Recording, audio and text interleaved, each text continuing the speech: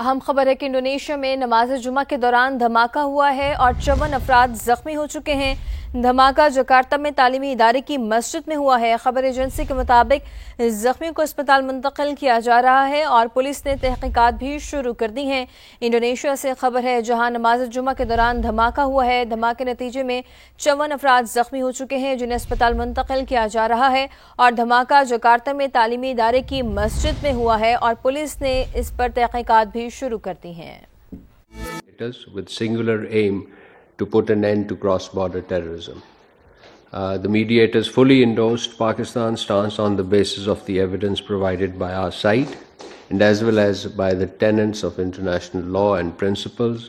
The mediators are discussing Pakistan demands with Afghan Taliban delegation point by point. Any other information being circulated on the social media, particularly from Afghan handlers, Afghan accounts, is either pure speculation or a deliberate disinformation. We request that such false information may please be disregarded. And moving on to the visit of the President of Pakistan, Asif Ali Zardari, to Doha, which took place on 3rd to 6th November. He was there to participate in the World Summit for Social Development. Hosted by the state of Qatar, the summit convened world leaders with the aim to rebuilding global efforts towards achieving the 2030 Agenda for Sustainable Development, the SDG goals, and upon its conclusion, the summit adopted the Doha Political Declaration.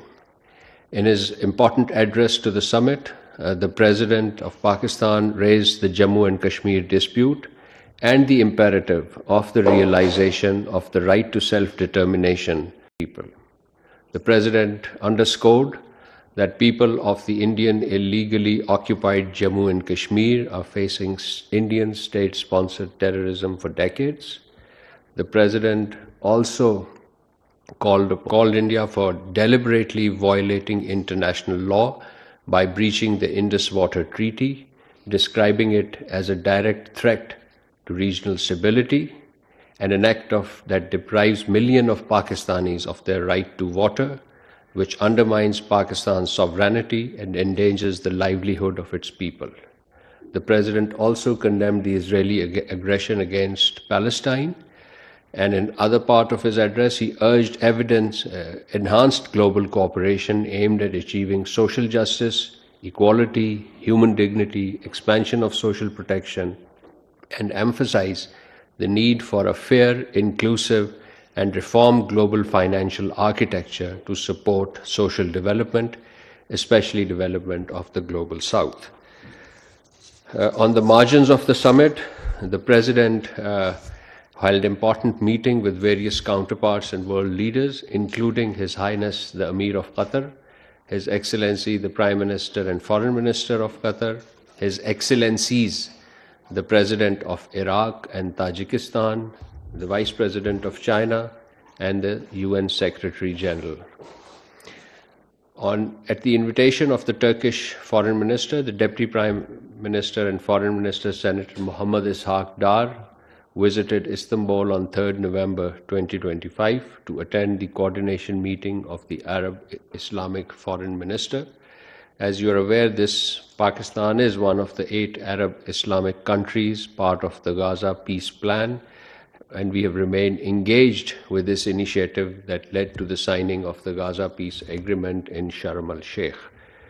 During the meeting, Deputy Prime Minister Senator Muhammad Ishaq Dar, along with his Arab Islamic counterparts, deliberated on the way forward to Gaza peace plan to build sustainable peace there. The leaders jointly called for urgent humanitarian aid for Palestinians, condemned Israeli ceasefire violations, demanded Israel withdrawal from the occupied Palestinian territories, and emphasized the rebuilding of Gaza.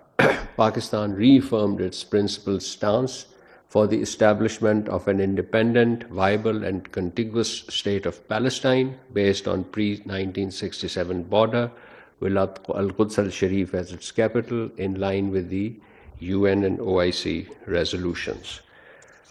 Pakistan has been and will continue to be committed to effort to restore peace, justice, and dignity to the Palestinian people, as well as to ensure the realization of their right to self-determination. On the sidelines of the meeting, the Deputy Prime Minister and Foreign Minister held a bilateral meeting with the Foreign Minister of Turkey. During the meeting, the ministers expressed satisfaction over the positive trajectory of Pakistan-Turkey bilateral relations and reaffirmed their shared commitment to deepen cooperation across political, economic, and defense spheres. Both sides agreed to continue working together on the issues of Palestine, especially establishing peace in Gaza. Both leaders reaffirmed the strong bonds of brotherhood and mutual respect that continue to underpin Pakistan-Turkey relations and agreed to maintain close coordination on regional and international issues. Upon his return from Istanbul on the 4th November, the Deputy Prime Minister and Foreign Minister, Senator Muhammad Ishaq Dar, attended the launch of Pakistan's first Chromebook assembly line, a landmark step in advancing digital nation Pakistan. In his remarks, the Deputy Prime Minister and Foreign Minister noted that these milestones reflect the vision and guidance of Prime Minister Mohammad Shahbaz Sharif, whose digital transformation agenda is now being realized through concrete initiatives and partnerships. After a productive telephone conversation last week, between the Deputy Prime Minister of Pakistan and the Foreign Minister of Canada, Honorable Anita Anand, a joint statement was issued reaffirming the strong and enduring ties between Pakistan and Canada. The statement highlighted the leaders' commitment to strengthened diplomatic and economic ties, including facilitation of export of Canadian canola to Pakistan, the on-track negotiations towards a foreign investment promotion and protection agreement, and cooperation on energy security and critical minerals. Ladies and gentlemen, on Wednesday, you must have noticed that the Indian media started flashing the false news that certain members of the Hindu community were denied entry into Pakistan. In our response, we categorically reject the unfounded and misleading allegations that members of a certain community, Hindu community, were denied entry into Pakistan. These claims are entirely baseless and represent yet another attempt by India to distort facts and politicize a matter that was purely administrative in nature. For record, Pakistan issued over 2,400 visas to the pilgrims from India, mostly our Sikh brothers and sisters, to participate in the celebration marking the birth anniversary of Baba Guru Nanak Dev Ji from 4th to 13th November 2025. On 4th November, a total of 1,933 pilgrims successfully crossed into Pakistan through the Atari-Wagah border. It is pertinent to note that approximately 300 pilgrims who were legitimate visa holders were denied entry by the Indian authorities from crossing over. The entire immigration process on the Pakistan side was smooth, orderly, and free of any hindrance. A few individuals were found to possess incomplete documents and were unable to provide satisfactory response to our immigration authorities. Consequently, they were requested to return to the Indian side in accordance with the shared procedures. Upon completion of their documents, these individuals will be allowed entry into Pakistan. To suggest that these individuals were denied entry on religious ground is completely inaccurate and mischievous. Pakistan has always welcomed pilgrims of all faiths to visit sacred religious sites under a well-established and a facilitative framework. Any attempt to give this issue a communal or a political color is not only regrettable, but also reflects the prejudicial mindset that increasingly dominate Indian government and media narratives. And finally, ladies and gentlemen, let us express our profound sadness at the devastating earthquake that struck northern Afghanistan and has claimed precious lives and caused widespread destructions. Our heartfelt condolences to the bereaved families, to the people of Afghanistan, and we pray for swift recovery for those injured and affected.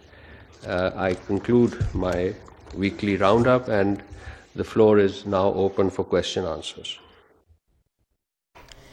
तर्जुमान दफ्तर खारजा ताहिर हुसैन की media briefing जारी थी और तर्जुमान दफ्तर खारजा ने कहा है कि इस्तांबुल में पाकिस्तान और अफगान तालिबान में मुज़ाकरात जारी हैं। सोशल मीडिया पर जारी बयानात पर ध्यान ना दिया जाए। पाकिस्तान का वाज़ेह मौक़िफ़ है कि अफगान सरज़मीन पाकिस्तान के खिलाफ इस्तेमाल ना की जाए। खबर है कि पाक अफगान मुज़ाकरात के लिए हमें किसी की हिदायत की ज़रूरत नहीं है। ख्वाजा आसिफ की जानिब से ये कहा गया है, मुज़ाकरात अफगानिस्तान पाकिस्तान के लिए ज़रूरी हैं, अमन ख़ित्ते की ज़रूरत है। हम मुतालबा कर रहे हैं कि पाक अफगान मुज़ाकरात में चीज़ें ज़बानी ना हो। हम चाहते हैं कि चीज़ें वाज़ेह हों और मुआहदे का हिस्सा भी बने। दरानंदाजी होगी तो फिर कतर और तुर्की ज़ामन होंगे। तो हमारी डिमांड है कि ये चीज़ें जो है ज़बानी कलामी ना हों, ये चीज़ें जो है वो राइटिंग आ जाए, एक मुआहदे का हिस्सा बन जाए। उसके बाद अगर कुछ दायरंदाजी होगी तो उसमें लाजमी तौर पे जामन भी हैं, कतर भी जामन है, तुर्की भी जामन है। हमें किसी इंस्ट्रक्शन की जरूरत नहीं है जी, हमारी जरूरत है, अफगानिस्तान की भी जरूरत है, हमारी भी जरूरत है और इस रीजन की, इस खित्ते की भी जरूरत है कि हम का है, ताकि कोई यहाँ पे तजारत हो, कोई कनेक्टिविटी हो। ये इस खित्ते की खुशहाली के लिए एक बड़ी लाजम चीज है। उसके लिए हम कोशिश कर रहे हैं। अगर चीजें जो है जो भी वो गारंटीज दे रहे हैं, ज़बानी गारंटीज जो दे रहे हैं, अगर वो इन राइटिंग और एक मुआहदे का हिस्सा बन जाती है